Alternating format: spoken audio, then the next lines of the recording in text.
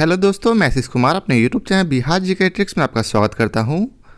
आज हम लोग जीव विज्ञान के अंतर्गत पादप हार्मोन के बारे में इस वीडियो में पढ़ेंगे।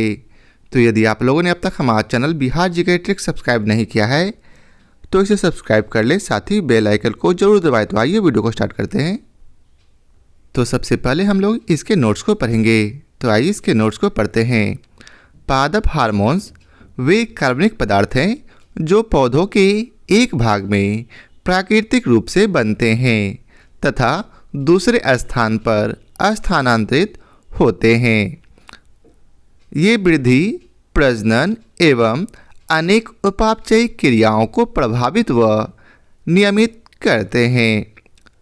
आगे है, ध्यातव्य है कि हार्मोन शब्द का प्रयोग उत्तेजित करने वाला पदार्थ के रूप में सर्वप्रथम स्टर्लिंग ने वर्ष 1906 में किया था। उनके अनुसार ये पदार्थ जंतुओं में नलिका विहीन ग्रंथियों द्वारा स्रावित होते हैं तथा शरीर के विभिन्न भागों में फैलकर कुछ विशेष क्रियाओं को क्रियान्वित करते हैं। अब आगे है, समानतः पादप हार्मोनों के 5 प्रमुख वर्ग होते हैं। तो आइए जानते हैं वे 5 प्रमुख वर्ग कौन कौन से हैं। तो ये हैं ऑक्सीजन, जिब्रेलिन, साइटोकाइनिन, एब्सिसिक अम्ल और एथिलीन। ध्यातव्य है कि पादप हार्मोन को वृद्धि नियामक पदार्थ भी कहते हैं जो वृद्धिवर्धक तथा वृद्धिरोधक दोनों रूप में होते हैं। समानतः ऑक्सीजन, जिब्रेलिन तथा साइटोकाइनिन कम सांद्रण पर वृद्धिवर्धन का कार्य करते हैं, किंतु एब्सिसिक अम्ल एवं एथिलीन कम सांद्रण पर वृद्धिरोधक का कार्य करते हैं तथा इन्हें वृद्धिरोधक पदार्थ भी कहा जाता है। अब आगे है, ऑक्सीजन के प्रयोग से संतरा, नींबू, अंगूर, केला, टमाटर आदि के फलों में बिना परागन के व निषेचन के भी फल का विकास होता है। यह फल बीज रहित होते हैं। इनके पुष्पकली से पुंकेसर निकालकर वर्तिकाग्र के ऊपर ऑक्सीजन का लेपन करने से बीज रहित फल बन जाते हैं। बिना निषेचन के फलों का विकास अनिषेक फलन कहलाता है। ऑक्सीन का उपयोग अपतृण निवारण तथा फसलों को गिरने से बचाने में भी होता है। अब है, जिब्रेलिन का प्रयोग बौनी प्रजातियों की लंबाई में वृद्धि, पुष्पन, अनिषेक फलन तथा बीजों के अंकुरण में होता है। अब है, साइटोकाइनिन। साइटोकाइनिन को फाइटोकाइनिन भी कहते हैं, जिसका प्रमुख कार्य कोशा विभाजन है। यह पदार्थ जीर्णता को रोकता है तथा क्लोरोफिल को काफ़ी समय तक नष्ट होने से बचाता है।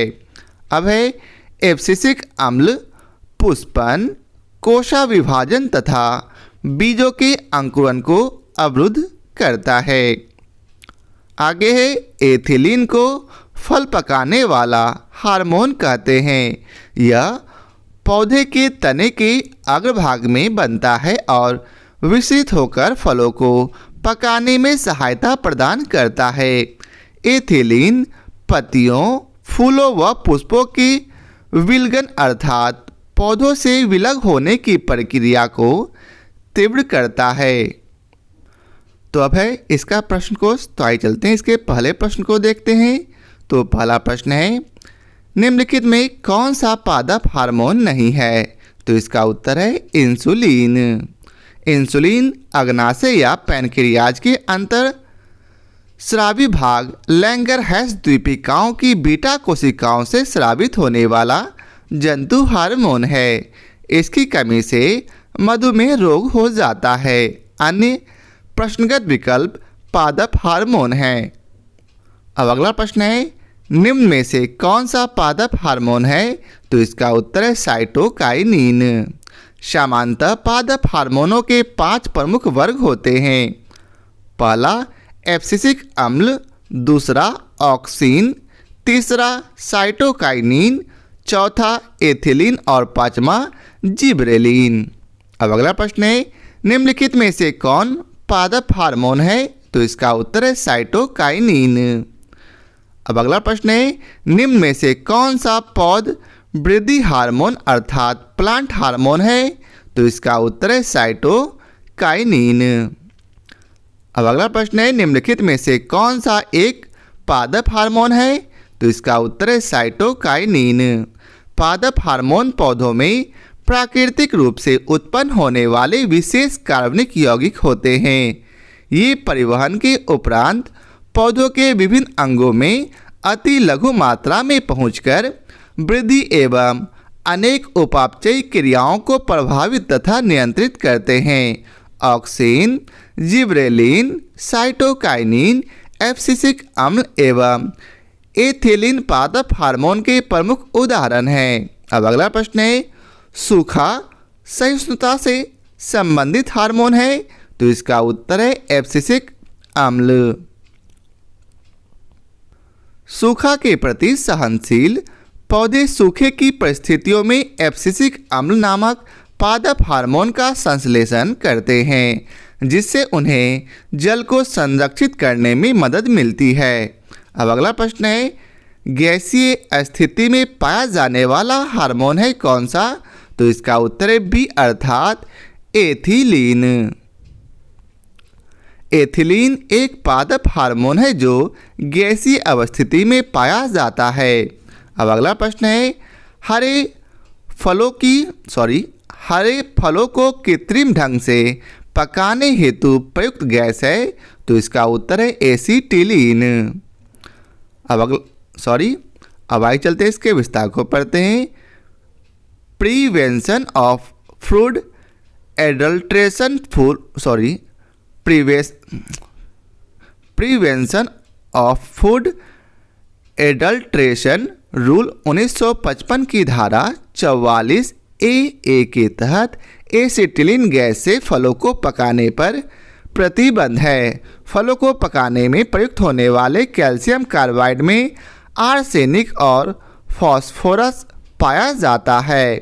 कैल्शियम कार्बाइड वातावरण में मौजूद नमी से प्रतिक्रिया कर एसिटिलीन गैस बनाता है, जिससे फल पकता है। फलों को कृत्रिम रूप से पकाने हेतु कार्बाइड के मुकाबले एथिलीन को अधिक सुरक्षित और स्वीकार्य माना जाता है। एथिलीन एक पादप हार्मोन है। अब अगला प्रश्न है, कच्चे फल को पकाने के लिए जिस गैस का प्रयोग होता है वह है? तो इसका उत्तर है एसिटिलीन। अगला प्रश्न है, निम्नलिखित में से कौन सा पादप हार्मोन मुख्यतः फल परिपक्वता के लिए उत्तरदायी है? तो इसका उत्तर है एसिटिलीन। अब अगला प्रश्न है, अगले प्रश्न में आपको मिलान करना है, तो आप लोग प्रश्न को ध्यानपूर्वक पढ़कर इसका मिलान कर लें, चाहे तो वीडियो को पॉज कर लें। तो आइए चलते हैं इसके सही कोड को जानते हैं।